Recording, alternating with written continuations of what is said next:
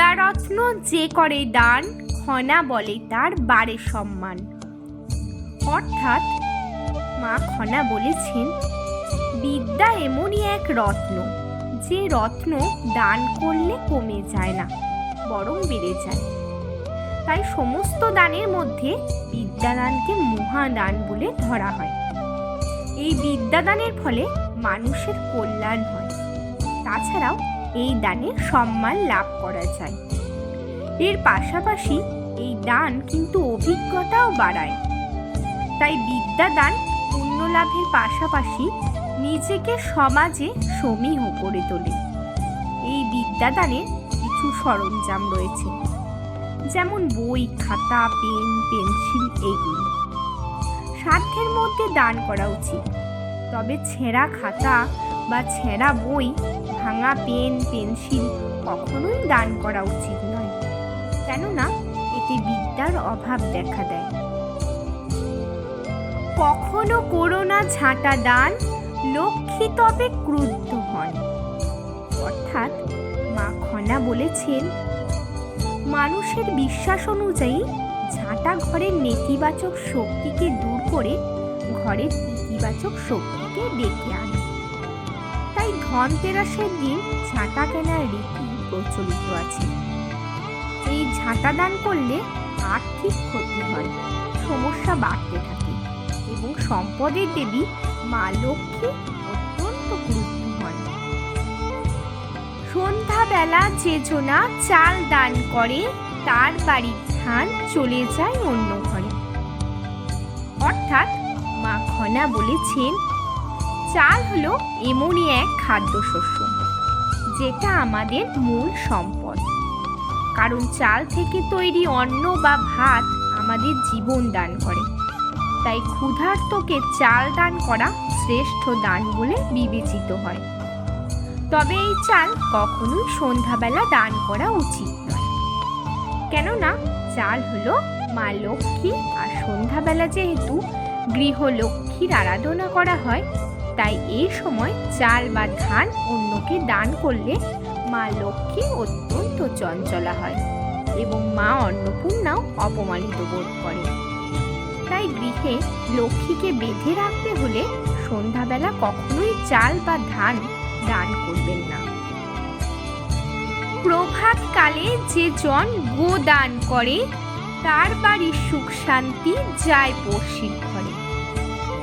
অর্থাৎ মা খনা বলেছেন, শাস্ত্র মতে গোদান করাও কিন্তু মহাদান বলে গণ্য করা হয়।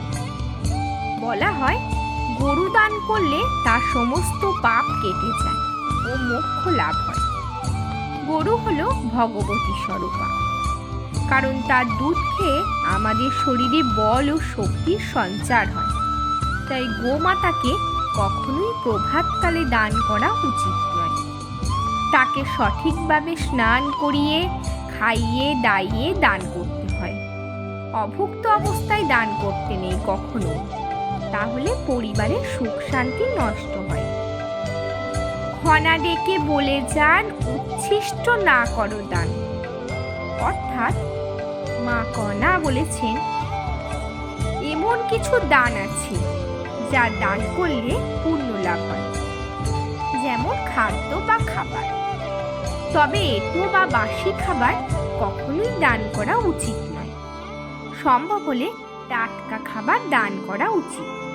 সেই সঙ্গে পুরনো ছেঁড়া কাপড়, ব্যবহৃত থালা, বহুদিনের ব্যবহৃত প্লাস্টিকের বোতল বা বাসন দান করা কখনোই উচিত নয়। আমাদের মধ্যে অনেকেই আছেন ঘরবাড়ি পরিষ্কার করার সময় এগুলো দুস্থ মানুষকে দিয়ে দেন। এগুলো কিন্তু কখনোই দান করা উচিত নয়। সম্ভব হলে সাধ্যের মধ্যে নতুন কিছু জিনিস কিনে দান করুন, কিন্তু কখনোই ছেঁড়া ফাটা জিনিস কাউকে দান করবেন না, কারণ এতে মা অন্নপূর্ণা অসন্তুষ্ট হয়, যার ফলে আর্থিক অবস্থা বিপন্ন হতে পারে। শুক্রবারে লবণ দানে, ছালায় ছালায় টাকা গোনে। আমাদের মা খনা কিন্তু জ্যোতিষশাস্ত্রে পারদর্শী ছিলেন। হিন্দু শাস্ত্র মতে ও জ্যোতিষশাস্ত্র মতে শুক্র হল সুখ, সৌভাগ্য, সৌন্দর্য ও পারিবারিক জীবনের গ্রহ। জ্যোতিষশাস্ত্র অনুযায়ী এই দিনটি কিন্তু একটি শুভ দিন, তাই এই দিনে সাদা জিনিস দান করলে পূর্ণ হয়। তাই নুন বা লবণ দানও কিন্তু শুক্র ও লক্ষ্মী উভয়কেই খুশি করে। তাই শুক্রবারে লবণ দান করলে আমাদের মঙ্গল হবে। সোমে বুধে দিও না হাত, ধার করিয়া খাইও ভাত। অর্থাৎ মা খনা বলেছেন, আমাদের অনেক সময় সংসারের বাইরে টাকা বা দামি জিনিস জমিয়ে রাখতে হয় ভবিষ্যতে সঞ্চয় হিসাবে। এটা জরুরি প্রয়োজনই একমাত্র ব্যবহার করা হয়ে থাকে। মা খনার মতে সোমবার ও বুধবার কোনো মতেই এই সঞ্চয়ে হাত দিতে নেই। সম্ভব হলে ধার করেও খেতে পারেন। সোমবার হলো শিবের ও চন্দ্রের বার। আবার মানুষের জীবনে মানসিক শান্তি থাকার জন্য শিবের কৃপা অত্যন্ত জরুরি এবং রাশিফলে চন্দ্র আমাদের গ্রহগুলোকে উন্নত করে। সঙ্গে বুধবার হলো সৌভাগ্যের দিন। এছাড়া বুধ হলো ব্যবসায় উন্নতি করার গ্রহ। তাই মা খনার মতে এই দুদিন সঞ্চিত অর্থে হাত না দেওয়াই ভালো। শনি মঙ্গলবারে যে বা কন্যা দান করে সে দম্পতি অতি দুঃখী হয়ে ধরা পড়ে। অর্থাৎ মা খনা বলেছেন কন্যাদান অর্থাৎ মেয়ের বিয়ের সময় যাকে আমরা সম্প্রদান বলি, সেই সম্প্রদান কখনোই শনিবার অথবা মঙ্গলবারে করতে নেই।